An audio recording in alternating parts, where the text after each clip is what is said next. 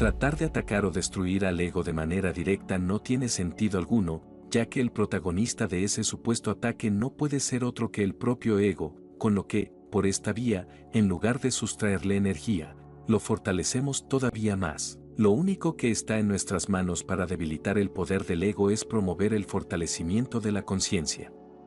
Debilitar no es, quizá, la palabra más adecuada para describir lo que sucede.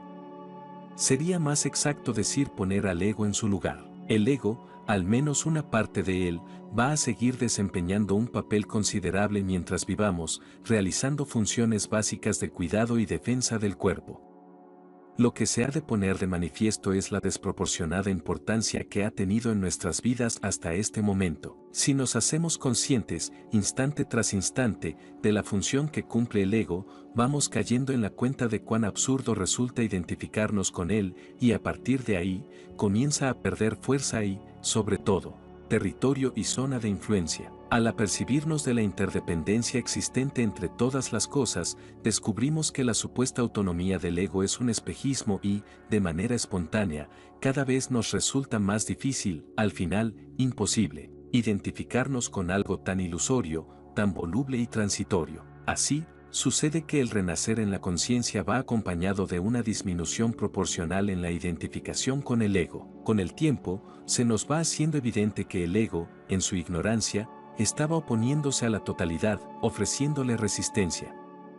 Comprender esta situación revela el sinsentido que supone que el fantasma del ego pretenda llevarle la contraria a lo que es, a la totalidad. Si este entendimiento se produce en toda su profundidad, se vislumbra que la resistencia del ego carece de todo fundamento y entonces se derrumba por su propio peso, sin que tengamos que hacer esfuerzo alguno para derribarlo. Esta vía, a la que podríamos llamar la senda de la comprensión, es uno de los caminos que nos puede conducir a aceptar la realidad. La aceptación conlleva el reconocimiento incondicional de la realidad tal cual es, e implica la ausencia de toda resistencia propia, egoica, ante lo que es. Es decir, que la voluntad del ego, que anhela lo que debería ser, se rinde ante la voluntad de la totalidad, que es lo que es. No hay forma más precisa y sencilla de expresarlo que con las palabras que pronunció Jesucristo en el Monte de los Olivos, después de la última cena. Padre mío, si es de tu agrado, aleja de mí este cáliz, pero no se haga mi voluntad, sino la tuya. Es decir, no se haga la voluntad de mi pequeño ego, sino la voluntad de la totalidad, de la conciencia. De hecho, una comprensión más radical de la situación nos lleva aún mucho más lejos. Lo que la comprensión profunda de la realidad nos revela es que el mío o el yo de esa mi voluntad carece de entidad propia. Mi voluntad es irrelevante, pero no porque sea buena o mala, poderosa o endeble, correcta o incorrecta, sino, simplemente, porque el supuesto sujeto de dicha voluntad, el mí de mi voluntad, es una entelequia inexistente. Como dice Ramés Balsekar, ¿cuál es el fundamento final de la aceptación y de la rendición? Que no hay realmente ningún yo que pueda hacer nada. No hay, en realidad, ningún yo verdadero. Conviene tener presente que, desde el punto de vista psicológico, la clave se encuentra en la actitud de no resistencia, que es lo que puede resultar más difícil, según qué casos.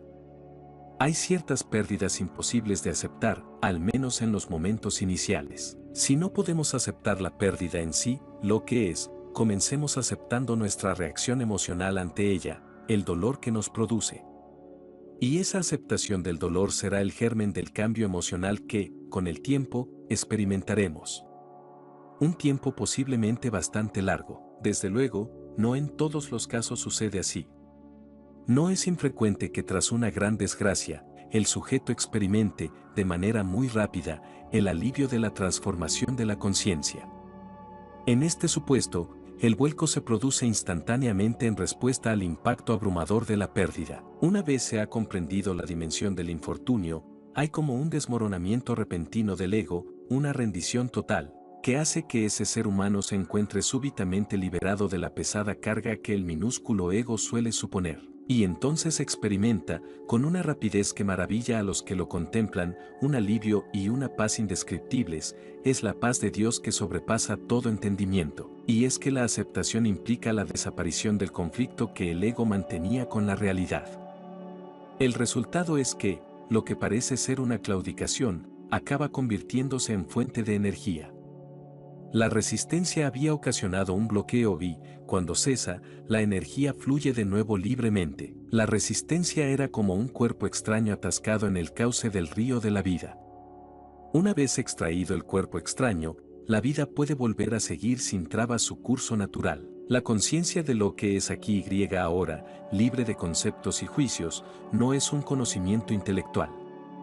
Es la realidad que se busca, pero tal realidad no puede ser un objeto. Cualquier intento de describir esta conciencia fracasará, porque la conciencia que es la realidad no se origina añadiendo palabras ni descripciones, sino excluyendo las cosas que impiden que se experimente. ¿Qué queremos decir cuando hablamos de presencia?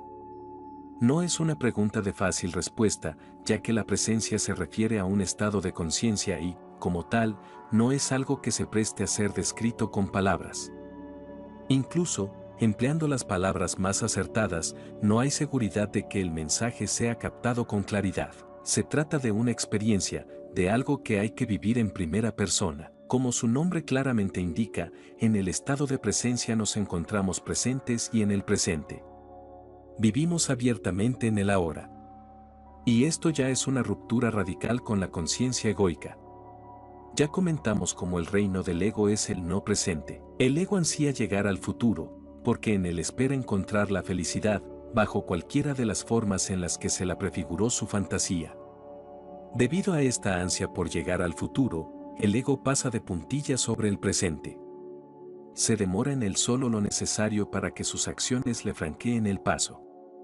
En realidad, el presente no le interesa, lo considera solo como un medio para alcanzar un fin. Por eso, entretenerse con él le parece una pérdida de tiempo. No se da cuenta de que al no hacerlo, al no entretenerse, es cuando realmente pierde el tiempo. Pierde, en realidad, toda su vida, porque el futuro nunca llega. Siempre seguimos aquí, en el momento presente. Por el contrario, al permanecer en el ahora, al demorarnos en él y saborearlo, estamos viviendo la vida, la única que tenemos, sin posponerla para un quimérico futuro. Vivimos el único momento que existe de verdad. Por eso, nos detenemos en él y procuramos ser conscientes de todo cuanto ese momento encierra. Lo aceptamos plenamente tal cual es. ¿Cómo no vamos a hacerlo si ya está ahí, delante de nuestros ojos? Nos hacemos plenamente conscientes de todos sus detalles, matices y recovecos. Lo que se experimenta en el estado de presencia es, por tanto, auténtico. La autenticidad es una característica exclusiva del presente. En el presente sentimos el cuerpo por dentro con todo lujo de detalles. Y también vemos, oímos, olemos, gustamos, tocamos de verdad. Solo en el presente, en el pasado o en el futuro podemos recordar o imaginar sensaciones, pero no son reales, solo son pálidos reflejos de la percepción directa de las cosas. ¿Qué gran diferencia existe entre ver e imaginar que vemos, o entre tocar e imaginar que se toca? En condiciones normales, el sistema nervioso distingue claramente lo que es real de lo que es imaginado o recordado. Las sensaciones reales poseen una especie de marchamo de autenticidad que es lo que se quiere expresar con el término qualia. Nuestras sensaciones del presente son inefables, subjetivas, propias y privadas y su peculiar sabor o textura es imposible de transmitir a otra persona, e igualmente imposible de trasladar desde el presente a otro momento temporal cualquiera. Por medio del lenguaje podemos sugerir, indicar, insinuar, pero la autenticidad de la experiencia solo es accesible a quien la experimenta. Por eso, las sensaciones que se viven en el presente tienen una riqueza, una profundidad y una inmediatez que no puede competir con nada que produzca la imaginación y, mucho menos, con un concepto. El presente se vive, el no presente se imagina, se fantasea, se describe. Y, sin embargo, la conciencia egoica ha aprendido a renunciar a la riqueza del presente real y a vivir en la pobreza sensorial de la fantasía inexistente o del descarnado concepto. La realidad que estamos experimentando no es, desde luego, un concepto. No gana nada si la intentamos describir con palabras. Al contrario, pierde. Si la tratamos de encerrar en la estrechez de un concepto, la empobrecemos, la cosificamos y la sacamos de lo que es el latido de vida que somos, momento a momento. Si queremos describirla, la hacemos un objeto, pero eso no es la presencia. En la presencia completa, como antes sugería, la dualidad de sujeto-objeto, observador-observado, ya ha desaparecido. Lo único que existe es la experiencia, sin un sujeto que la viva, el sujeto lo introducimos después, cuando acaso queremos narrar la experiencia. En el momento en que se produce, solo hay experiencia. El sujeto ha quedado perdido en la experiencia, engullido por ella. La presencia es, pues, impersonal. Algo es presenciado. Se presencia. En ese momento de presencia auténtica, el sujeto, el observador, el yo, ha desaparecido. No es yo observo, sino hay observación, la observación tiene lugar. Y todo esto, por supuesto, no son más que intentos de transmitir con palabras algo casi imposible de comunicar. La presencia no solo es impersonal, también es atemporal. Si vivimos en el instante, es que nos hemos salido del tiempo. El presente es siempre el mismo, solo sus contenidos cambian. Pero el presente, como tal, permanece. Siempre estamos en él, en esa suerte de eternidad desde la que contemplamos el devenir de las cosas. Esta temporalidad consustancial a la presencia entraña también una ruptura radical con la conciencia egoica, que se caracteriza por encontrarse presa del tiempo, fascinada por él. La conciencia egoica espera tanto del futuro. Sin embargo, en la presencia, el presente es aceptado y apreciado en todo su valor, que es el de la totalidad misma, libre de compromisos personales. El experimentar el estado de presencia nos pone en contacto con un núcleo de estabilidad dinámica al que, uniéndome a una mayoría de personas que han tratado de describirlo, voy a llamar el ser.